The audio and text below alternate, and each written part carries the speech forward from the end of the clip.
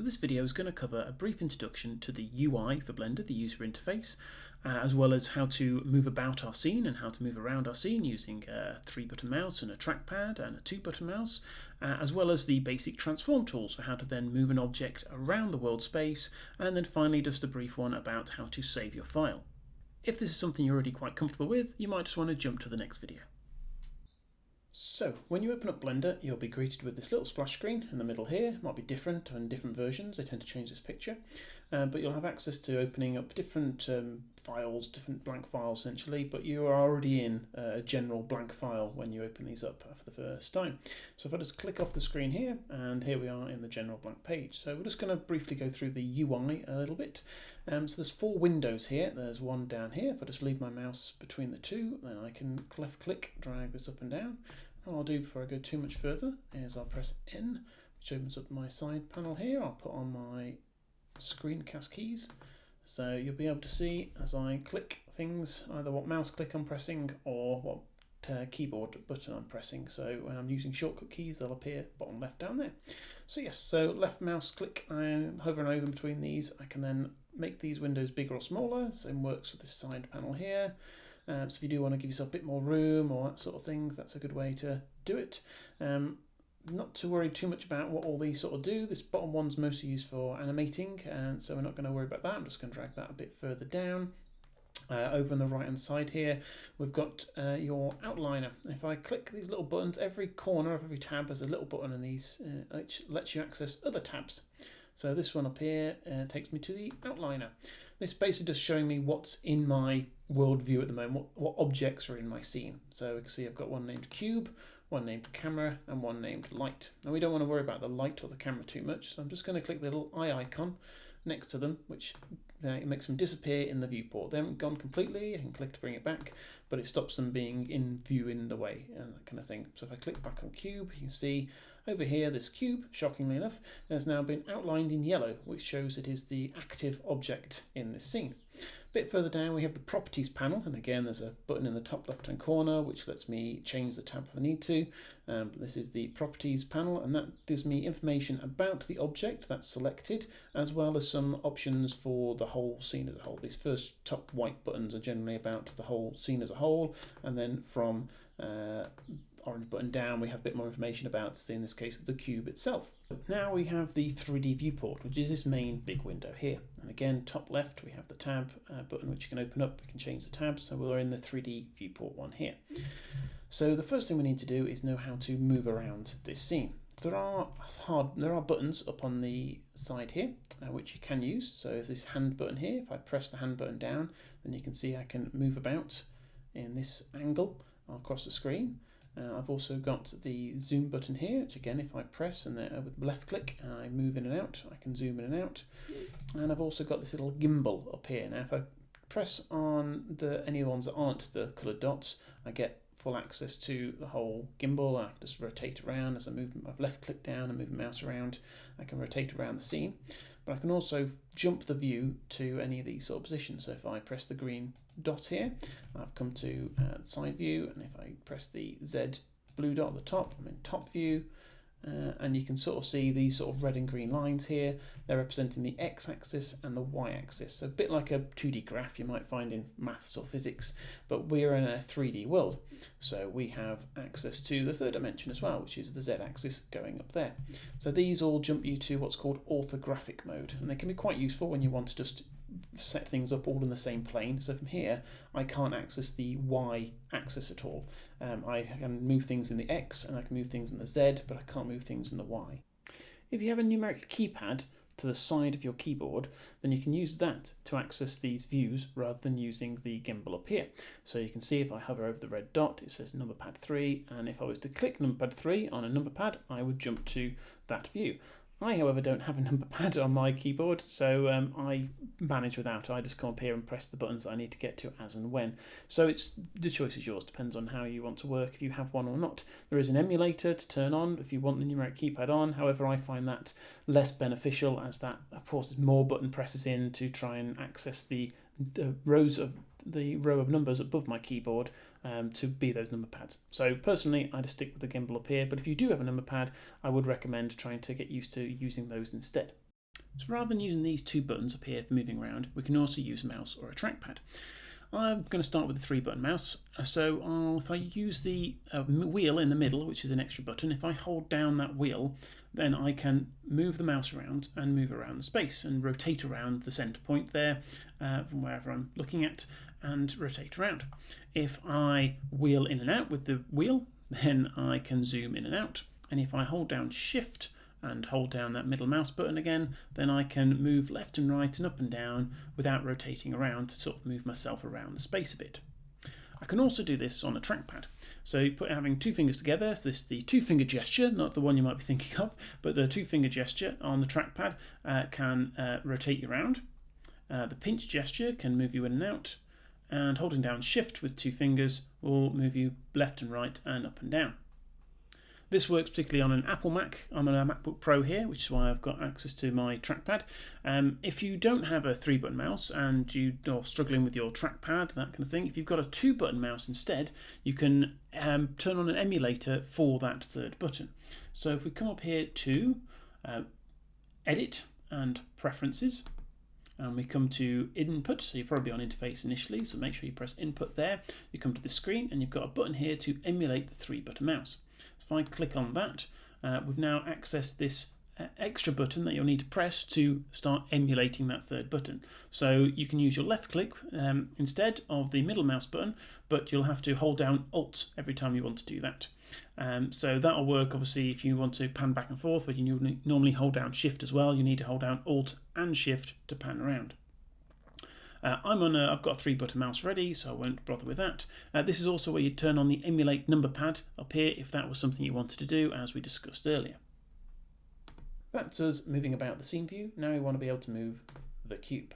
Now we need to talk about the transform tools. So top left here we have these few tools appear. If you can't see this, then press T and that will make that toolbar appear and disappear. So if it is disappeared, if you've forgotten T is the shortcut key for that, there's a little tiny arrow you can see there which should bring that back. So there are a few buttons on here. First we've got the select tool, then currently we're on select box. If we hold down the left click on there, you see we have a few options, but for now I'd say just stick with select box, and that just means I can click, hold down, draw a box and select everything I see in front of me, or just left click once to click on that object. I will skip over the 3D cursor and move down to these first 3 transform tools. So we have move, and you can see there's a keyboard shortcut there as well, but if we click on here first, then you can see there's 3 arrows appear, and I can click on one of those arrows and move the object in that axis. Now if I press N, you can see that's up here, N, then we open up this panel over here. And as long as you clicked on item up here, so if you're on tool or view for some reason, you want to make sure you're back on item, then you can actually see the location of this object. So again, if I click on the blue arrow and move up and down, you can see the location changes for where that object is. And the red arrow for the x-axis and the green arrow for the y-axis. Now, rather than using the having to click on here to click move this around, and then go back to select, you can just use the keyboard shortcut key, which is G. I tend to think of G for grab. As soon as I press G, then I have full control, and you can see I'm moving this in every axis at the same time. It's kind of moving about all over the place. I can constrain that to one axis by pressing X next. So I now have it stuck in the X axis, constrained to the X axis. Or if I now press Z instead, or Y, I can change it to each one of those. So again, that's G to grab, and then one of your axes is X, Y, or Z to constrain it to that axis. We can also constrain it to 2 axes at the same time by first of all pressing G, so we have it grabbed, and now holding down Shift and the letter of the axis you don't want it to move in. So if I press now X, you can see we have a green and a blue line has appeared, and that means I can only move it in the Y or the Z axis. And if I now press Shift and Z, I can now just move it in the X and Y axis. Moving it around like such. If we want to return it back to its default position, its home position, then I can hold down Alt and press G, and that'll reset the transform back to 0, 0, 0. So I'll take it back to this home position down here. So a lot of the time we tend not to use the button up here for moving around. It can be useful early on when you sort of want to nailed down specifically what things are doing, and you haven't kind of got used to the keyboard shortcut keys, but I would suggest trying not to use that one too much and trying to get used to using the keyboard shortcut of G to move things around, and as I say, X, Y, and Z beyond that. So the next one we have is the rotate tool. And again, if I start with pressing the main button up here, I've got red, green and blue, and they'll work in the way you imagine them to. They'll rotate in the axis that we are color coded to. Or I can press the white one and that'll rotate it in this plane that I'm looking at right now. But once again, rather than having to come down here and press the button each time, I can just use R, and that will again give me free rotation around the way I'm looking at it now, or I can use X, Y and Z to rotate it in those axes. And also Alt and R will reset that transform back. I should have pointed out the numbers up here would be, so if I rotate an X and rotate it around, you can see these numbers up on this panel here are also changing as we move things around. Finally, we've got the scale tool. So again, I'll start with the button, and you can see I've got blue, green and red handles have appeared. If I hold down the blue one, and I can scale up this object in that axis, or in the red axis, the X axis, and such in the green. And you can see over here the scale numbers have changed, and also the dimension numbers have changed. And that can be slightly confusing early on as to how those sort of two interact. The main thing to think about is that this cube started life, if I Alt S, S is the keyboard shortcut for scale, then you can see it starts with 111 as a scale, and this cube started life as 2 meters in X, Y and Z. It's a cube, so it would be the same in each direction. As soon as I then start scaling it, I'm now going to use the keyboard shortcut S and press X to scale it out in the X axis. Then you can see now it is a 9 meter cube, but it's been scaled up 4.5. So it is still a 2 meter cube that has been scaled by 4.542 to now be 9.08 meters. And the key bit is it's still a 2 meter cube that has been scaled up. It's again just something I want to briefly go over now, rather than, and something you shouldn't worry about too much, but it is something that is worth keeping in mind, that is a specific thing. There's a way of applying your transforms. So if I press Control and A, I now can apply these transforms and basically lock those things in place. So if I apply the scale, you can see the scale's gone back to 1, and the X dimension is now 9.08. So now this cube, or this object essentially, is this size. This is the size of the object, and it's been scaled by 1. I'm going to undo all those things. That's another good keyboard shortcut which you remember, is to manage to undo. If you come to edit up here, you can see what your keyboard shortcut is. Again, I'm on Mac, so for me that's Command Z or Shift Command Z to redo things back and forth. So if I go back to the select box here, so we've got the keyboard shortcuts of G to grab, R to rotate and S to scale. And again, if I don't have an axis selected, I can do them all at the same time. And finally, the last button I'll show you is this all transform tools down here, which gives you access to all the transform tools at the same time.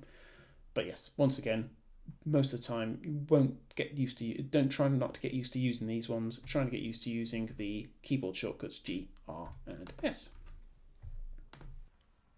So before we go too much further, I'm just going to show you now how to save your file. So when you do any work to this and you want to come back to what you've done, then you can just reload that file instead. So if we come to File here, and we can come down to Save or Save As, and that'll bring up this menu here, which you can then navigate around and decide where you want to put things in. So I might want to come to Desktop, or wherever you sort of need to go. I might come into this new folder that's just been created recently, and just give them a name of whatever you like, and press Save As, and that's now saved this file name as whatever you like .blend. So .blend is the file extension name for Blender files. And now if you want to load that one back in, I can come to File, I can come to Open Recent or Open. So if it's been recently one, Open Recent should have the list there. If it's not, then you'll need to go to Open, and then you can click on your file and it'll open up that page. If you do a little bit of work in some things, but you want to go back to your save, you've got Revert and Recover. Revert your file back to how it was when it was last saved. So if you make a few changes, you go, oh no, I don't want any of that, you can just revert your file back. On the other hand, if you've had a crash recently, which is something Blender can do at times, then you might want to be able to recover your file. So if you come to recover, you can try and recover the last session or the autosave. There might not be a last session if you've not saved your file at all, but otherwise you come to autosave, you can see there's a folder buried in the system somewhere where it's all the autosaves that Blender has done on your behalf, and there are settings for changing the amount of time that goes on before an autosave is generated, but by default it shouldn't be too far away from when you last have it.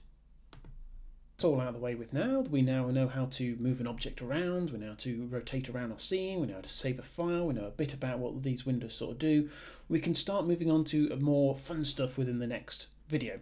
So we'll be adding in more shapes, we'll be learning the other basic shapes that we have, we'll be learning how to add colour to shapes, we'll be practicing what we've learned so far about moving and scaling and rotating objects around our viewport and moving around our viewport, and we'll be having a few challenges to try and help you get to grips with moving around and adding in objects and scaling and colouring up those things and trying to create a few fun basic shape creations. I'll see you in the next video.